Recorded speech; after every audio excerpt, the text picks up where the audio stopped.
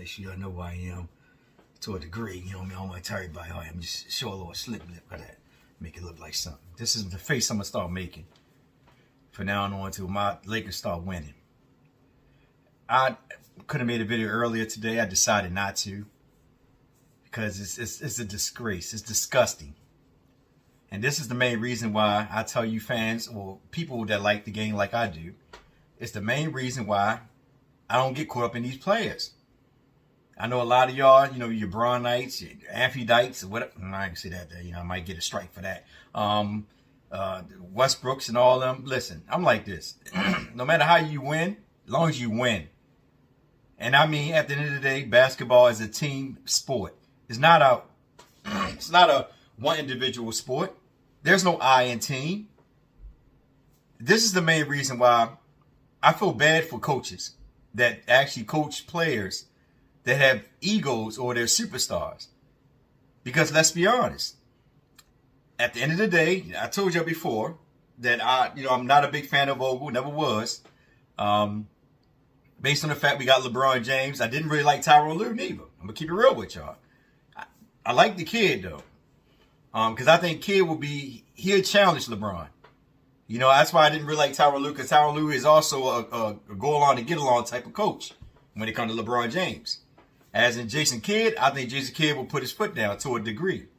He's not going to let LeBron walk over him. Vogel, I had an argument with somebody, not really an argument, but a discussion, I should say, on Twitter. And we was talking about the lineup. And they said Vogel's not a bad coach, blah, blah, blah. He was given the hand that he was dealt. That he was shorthanded. I said, well, even though they were shorthanded, at this time, when players were out, you still had Reeves and Monk still on the roster that wasn't injured. And he ran Rondo and Russell Westbrook in the backcourt. And I'm like, why would you do that? You have two point guards in the backcourt, and one can barely shoot, and the other one is an average shooter. So why would you put them both in the backcourt when you could have ran Reeves with one of them and Monk with the other one? Because both of them, they play D to the best of their ability, but let's be honest, they're not aggressive defenders. Now to swing it over to these Kings. Kings coming in, man, listen, they didn't have, I think they were missing like 2 of their starters. They were struggling. Luke Walton just got fired. And you think you're going there, and one thing I always learned at the end of the day, it don't matter what team you play. I don't go in the teams, and they went home, but then again, it was at LA, so it made it even worse. But I don't go into a situation thinking I'm going to just beat this team or let this team just go and roll over and let me run over them. It's not going to happen. But man, I'm going to tell you like this, man. I'm going to keep it real. The third quarter, when we went up by, 13, 15 points, I believe,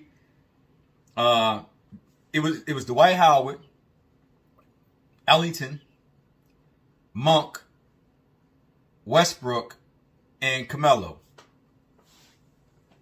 Beat them. They were beating the crap out of them. As soon as they got a nice lead, what this Vogel do? Bring LeBron James in. Then he bring Davis in. Davis was struggling the whole game. Just struggling. He was just struggling. And then LeBron, he could barely get up. You can see it like every time he penetrates to the basket, he could barely get up, could barely finish around the rim. That's not the LeBron. Like I told people, and this is my thing with these two individuals. When they playing bad, you always notice that they always got an injury. You ever notice that? When they're playing bad, they got injury. Like, matter of fact, the game when LeBron was doing the ball thing and all that, and doing the Kobe stomp, whatever, he didn't look like he had an injury then. But yeah, in this game, all of a sudden, he got an injury now. And I know people say, well, Robert, he did have an injury. Oh, man, I ain't trying to go for that bull crap, man. I've been paying attention to these people all the time. That's why I always try to make sure I don't be biased about this stuff, man. My thing is this. Even if you did have an injury, and Westbrook, the main culprit that everybody always attack about, he was the one keeping us in the game the whole time. And LeBron knew that. That's why LeBron was giving him the ball, but then he called back forward. They would just do the same thing, the LeBron James system. Now I tell you about all the time. Sit at the top of the key, everybody stand around the perimeter waiting for LeBron to see what he's going to do.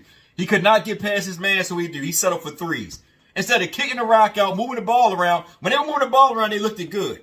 As soon as they start becoming that isolation where, the isolation play, or set we all want to call it, where everybody just standing around wait for LeBron to do something, LeBron can get past his man, and when he got past him, it was defenders waiting right there for him. Instead of him making an extra pass, he attacked the basket. Good thing is, attacking the basket, I don't mind because he was getting fouls. Even though some of them fouls were not really fouls, but the ref's going to bail him out. I'm just going to keep it real with y'all. I know y'all going to get mad, but I'm just going to be honest with y'all. You're going to bail him out, which is good because he's a star. Bail him out and go to the free throw line. Make your free throws cool. But when this dude goes at the perimeter and takes 13 shots and only make 2, come on, man. Anthony Davis, all these threes, he's not really hitting no jumpers. He's not doing anything. He's a liability. Only he's good is in the paint. And this is why I say over and over again, I feel bad for Vogel. Even though, like I told you, I don't agree with his lineups. But I feel bad for him because he's in a bad situation with players with egos. Me personally as a coach, I would have took LeBron and Davidson out. I would have took both of them out. I want to win this game. Y'all guys not going to listen. Y'all got to understand. If these guys keep losing the game, it falls on the coach, not on the players. Why? Because the player, they the ones that put people in the seats. But at the end of the day, Vogel had to make that decision. Say, you know what? It's best for me to go and sit y'all. Bring Howard back in. Bring the squad back in that actually got y'all that lead. Because the ball was moving real good when he was in there. I'll keep it real with you. The ball was moving good. They were getting open shots. Westbrook was starting to feel it. You see him starting to really get into the pace of the thing. He even gave Anthony Davis a couple of good plays. LeBron gave Anthony Davis a couple of good plays too. But at the same time, all you're doing is just standing around waiting for LeBron to take a shot. Take a shot. He couldn't even get past, what was the guy? Bagley. Couldn't get around Marvin Bagley, man. He up there trying to dribble. Come on, man. Come on, bro. And soon as I knew they went in third overtime, I said, these guys ain't got no more win. They done. They tied. They old guys, man. They better go 3 overtime. That's why I said today they should have ended right there in that freaking regulation. They had a chance to win it. They let these boys come back. They let them come back. And that's why I say Vogel, at the end of the day, he got to put his foot down and start making better decisions with these players, or he will be out the door. Because he's going to be the culprit. Regardless how you look at it, he's going to be the culprit because LeBron ain't going to get pushed nowhere, nor Davis. But he's going to be the culprit. And I'll tell you over and over again, I think, I don't want to, I know y'all might get upset, but I don't care. All right? The thing about it is this. You seen Westbrook having a good game. Why didn't you just give back the ball to Westbrook and let him conduct the play? I mean, a couple times you let him bring it down, whatever, but why you just let Westbrook continue? Westbrook kept them in the game. Not LeBron, not Davis, Westbrook. This was his game. Malik Monk was freaking hot, and how many touches he got afterwards? He barely got any touches in overtime. He was hot. If you ever noticed when LeBron was out, LeBron was out, THT, I think he scored 2 times over 20 points, I believe. If I'm not mistaken, I think when LeBron was out, 2 times I believe he was 20 points. Malik Monk had 27 points one game that he was out. The ball was moving, man. And that's the thing about it, man. Listen, these guys got to understand and realize, man, you getting up in age, you can't do the things you used to do. You're now being struck with a lot of injuries. So at the end of the day, you don't need to take over. You got players. That's why these players come in so they can balance it out and help you out so they can take the load off of you. But instead, because you want to shine, you want to be at the top, you want to be acknowledged as that man is the reason why we're losing games. And that's the whole simple bottom line. You cannot disagree with that. If you try to disagree with that, just show me that at the end of the day, you're just being biased. You're not paying attention to what's going on. Like I said, ain't no way in the world you're telling me, man, sit there and take 13 shots and only make 2. If you knew you was hot, you cold, why even take the shot? You tired, you can't even get to the paint. That's why you're taking the threes. You tired. You tired, you can't get to the paint. You tired. You couldn't even break down badly. And let's be honest, LeBron could break down badly, but he was tired. That's why you wish you kept going to Westbrook, and that's why Vogel should have called a timeout and brought in some players that actually, some energy. Did something. You let them guys play the whole 3 overtime games, and not once did you make any changes. And these guys are tired. They're tired. These guys are young. Sacramento was young, and they ran them. Man. They had no answer for De'Aaron Fox once he got hot, man. They had no answer for him. And then them boys started hitting them threes and all that, man. It was over for him then. That's why you should have made the changes. But they didn't make no changes. He ran with that same squad, having confidence in that squad, think that they're going to get him over. When you seen the squad in the third quarter, actually was the squad that actually put them up by 15. Ball movement. That's why the Lakers were winning, because they were moving the ball around. As soon as LeBron and Anthony Davis get in there, the ball slows up again. One pass shot. You know what I mean? That was all it was. One pass shot.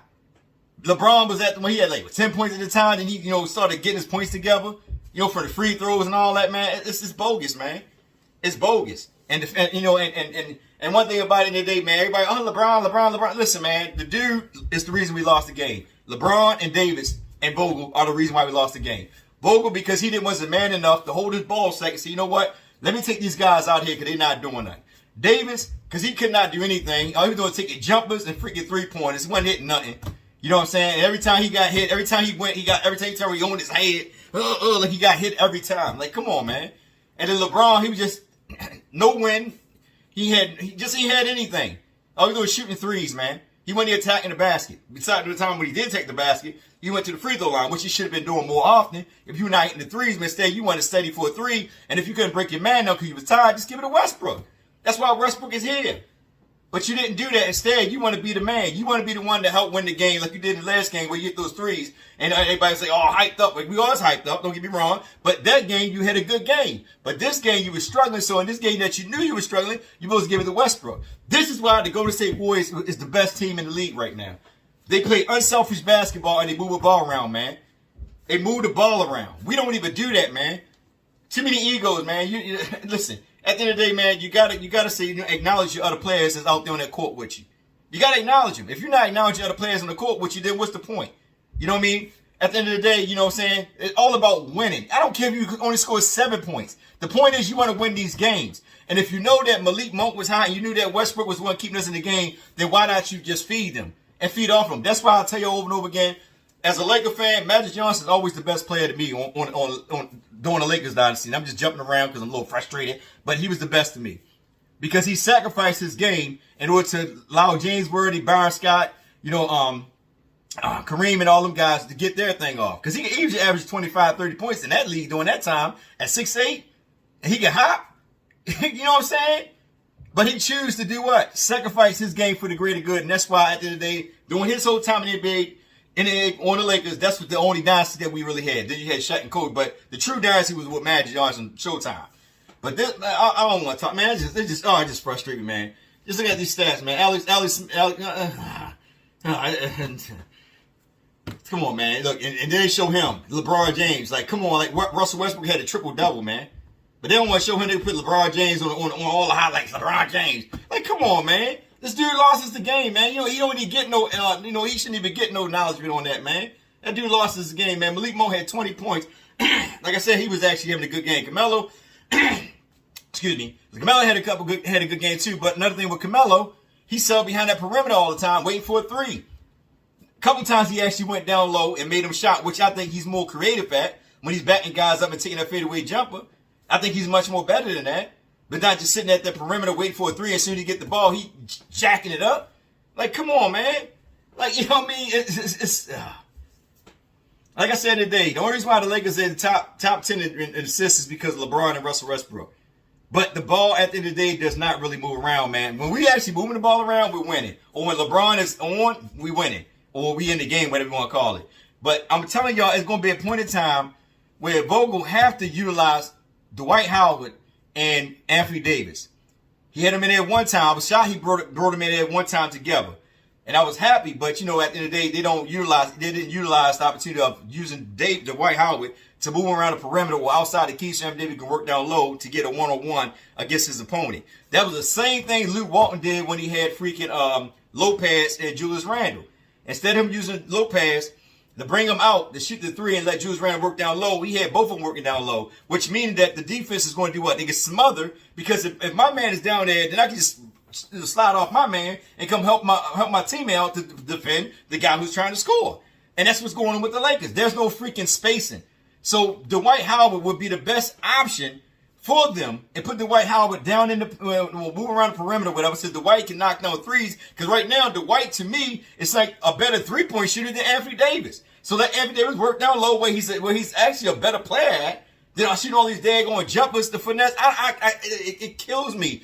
It kills me when I see big men taking all them daggone jumpers and afraid to go down low. He should be calling for that ball down low. When these little dudes, man, like, yo, throw it down. He should be already established near the paint. Throw it down, give it to me, let me take advantage of it. They're not doing anything, man. It's all finesse. Nobody got time for that, man. We looking for that physical get, you know what I mean? Boy, these daggone players, man, just upset me, man. Like, come on, it took me this long to make this video, because I wasn't going to make no video.